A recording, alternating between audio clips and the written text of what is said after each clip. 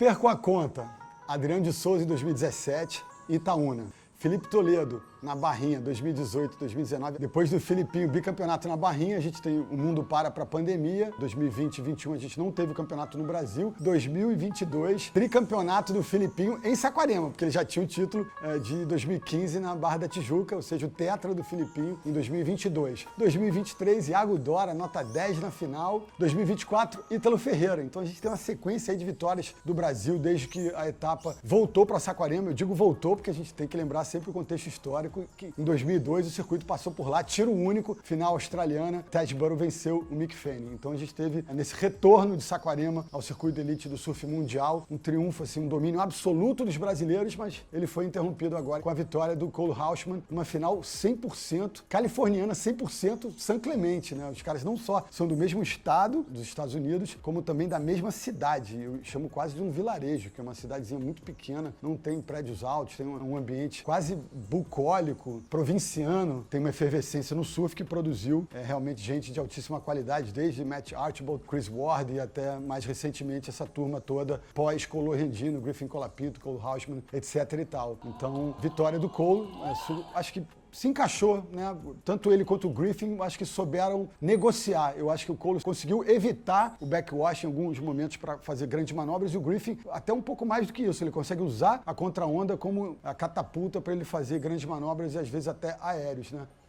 Vamos lá para pontos sensíveis. Eu acho que muito exagerado o 9,40 do Cole na final. Vendo e revendo, para mim ali, podia até, quem sabe, chegar num critério excelente, 8, um 8 até baixo, não acreditava num 8 alto. Mas também entendo como natural, não benevolência, mas uma certa generosidade quando o campeonato chega ao seu capítulo final, as decisões, tanto entre os homens quanto entre as mulheres. Tanto que na final feminina, da mole com a nossa Luana Silva, parabéns Luana, se a gente não teve um protagonismo dos brasileiros no masculino, tivemos de uma brasileira surfando, a gente pode falar de uma segunda casa dela, já que ela tem essa relação, namoro com o João Chianca, o Chumbinho, mas se eu acho que os juízes foram generosos no 9,40 do Cole Hausman, eu sugiro vocês que observem o 8,17 da Molly Picklum. Uma boa rasgada na primeira sessão e uma batida na junção, meio de lado, assim, usando muito mais o fundo da prancha do que a borda na cavada. Para mim também, no máximo ali um 7,5, ganhou um 8,17. Bom, essas notas para mim não influenciaram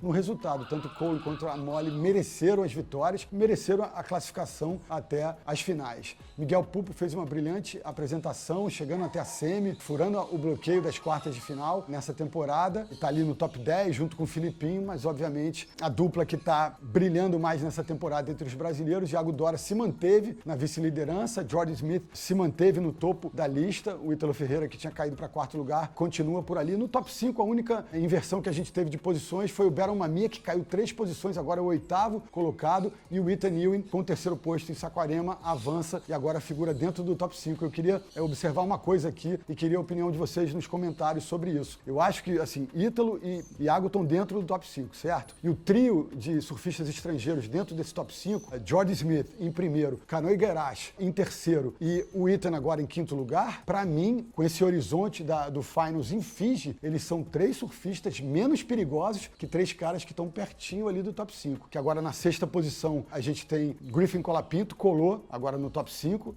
com essa final, com vice-campeonato. Em 7º lugar, o Jack Robinson e em 8º, o Baron Mamiya. Então esse trio, Griffin, campeão em Fiji no ano passado, na temporada regular, não estava épico, mas já sabe o caminho das pedras por lá. O Jack Robinson, que é um especialista na matéria, tubos para a esquerda, para a direita, ondas de consequência, um mago do negócio, samurai. E em 8º lugar, o Baron Mamiya, cara, o novo príncipe, rei de Piper, como queiram, o status que vocês quiserem dar para ele. O fato é que ele domina a onda de consequência para a esquerda de uma maneira muito impressionante. Então, para mim, esses 3 que estão fora do top 5 são mais ameaçadores nesse contexto da disputa pelo título mundial do que os 3 que estão lá com os brasileiros. Quero ouvir vocês sobre isso. Então, acho que a gente ainda vai ter assim, muitas emoções. A gente tem agora 2 etapas da temporada regular super antagônicas, né? A gente sai assim desse trio final da temporada regular, do Brasil, onda sob fundo de areia, back backwash, contra-onda, imprevisibilidade absoluta e vamos para a direita, para o expresso sul-africano, direita de linha, point break, braços de mais de 1 minuto de onda, então tudo é reconfigurado e a gente sai do ambiente de Jeffreys, água gelada ainda, para uma direita clássica longa de mais de 1 minuto, para um tubo quase quadrado, uma questão monotemática, né? Ou você sobrevive ao tubo ou você está fora, então acho que a gente tem esse final de temporada regular, nuances, né? Tipos de onda que realmente eu acho que produzem muito interesse, produzem muito dinamismo, muita expectativa, então de fato o grupo que chegar entre os 5 melhores, tanto entre elas quanto entre eles, vai de fato provar que foi regular, que foi consistente durante toda a temporada, porque a gente tem realmente ondas dos mais diferentes estilos, maneiras de se surfar também diferentes nesses lugares, então acho muito interessante a gente observar esses próximos passos. Já está rolando uma perna sul-africana, porque o Challenger Series está acontecendo em Balito, inclusive o Lucas Vicente ganhou uma prévia do Balito agora, uma prova sul-africana do regional da África, do escritório da WSL na África, que foi uma prova de 3.000 pontos lá em Balito. Então, eu acho que aquecendo as turbinas para Balito e logo, em julho,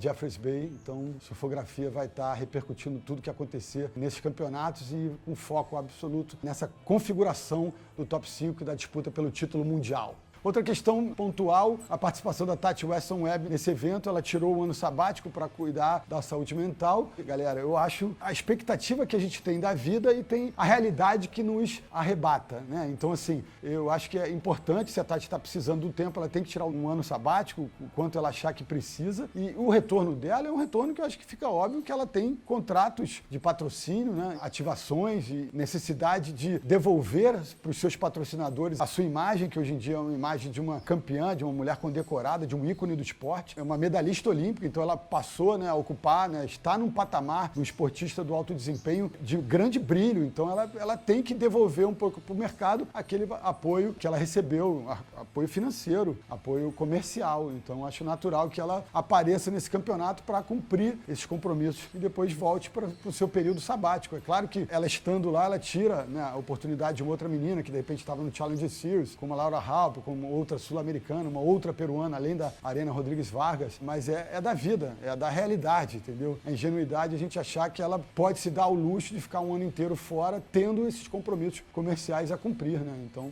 a realidade nos atravessa. Questões sensíveis, eu já falei das notas que eu achei um pouco exageradas para Molly Piccolo, um 8,17, para o Cole Hausmann, um 9,40, mas tem outra questão polêmica, né, nessa etapa brasileira do CT, que foi a não utilização da barrinha, pelo menos como um palco alternativo ao ambiente principal do Point de Itaúna.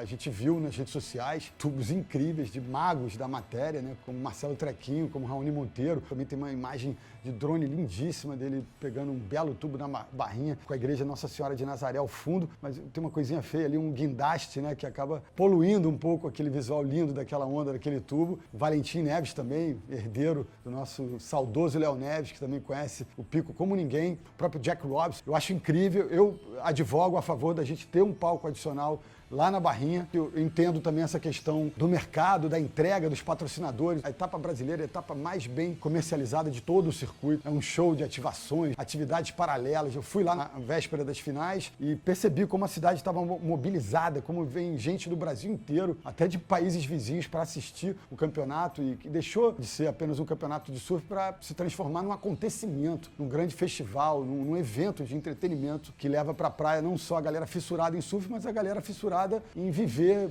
emoções, em estar junto com outras pessoas. É como se fosse assim, o rock dentro do Rock in Rio, é quase o surf dentro do evento de Saquarema. O surf é o ingrediente principal, dá para dizer assim, mas a gente tem ingredientes que gravitam no entorno, que fazem o evento ficar ainda mais badalado e trazer públicos diferentes do que o público core nuclear do surf. Então, eu advogo a favor de um point na barrinha, mas eu entendo que as ativações e a comercialização do campeonato não impeça. Eu acho que a gente poderia ter, de fato, o palco lá, mas se esvaziaria tudo que acontece ali no Point de Itaúna. E outra coisa importante de se colocar com a visão crítica, tanto de um lado, né, a favor do surf nuclear core e a favor, entendendo também a importância dos patrocinadores dessas ativações, é bom que se diga que a gente viu ali um recorte nas redes sociais dessas ondas fantásticas. A gente não tem uma transmissão de meia hora, de 1 hora seguida na barrinha para entender a consistência das ondas, para a gente realizar, se não todo um campeonato, mais de uma série de competição lá naquela onda que é super desafiadora para a faixa preta, só que a gente está falando da elite do surf mundial. Então, acho que se a gente perguntasse para os tops da elite sobre a possibilidade de ter um palanque lá na Barrinha, eu acho que a maioria votaria a favor.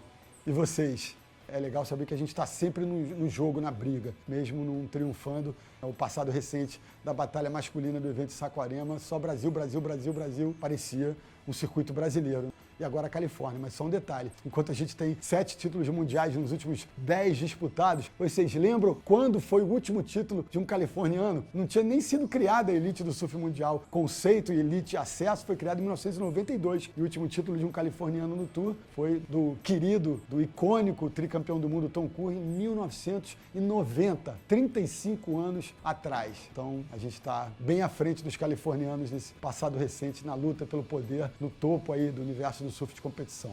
Galera, aquele recado sempre pontual. Se a gente gosta de um conteúdo, a gente deve se inscrever para prestigiar aquele conteúdo, para fazer aquele conteúdo ganhar outros ares, né? Ir mais longe. Então se inscrevam no canal, ativem as notificações, comentem, compartilhem. Compartilhar é um gesto muito importante para nós de surfografia, para fazer o nosso conteúdo chegar mais longe, atingir mais gente. E esse caldo, né? essa massa crítica, essa cultura de surf que nós contemplamos aqui, ganhar outros horizontes. Aloha! Viva o surf brasileiro!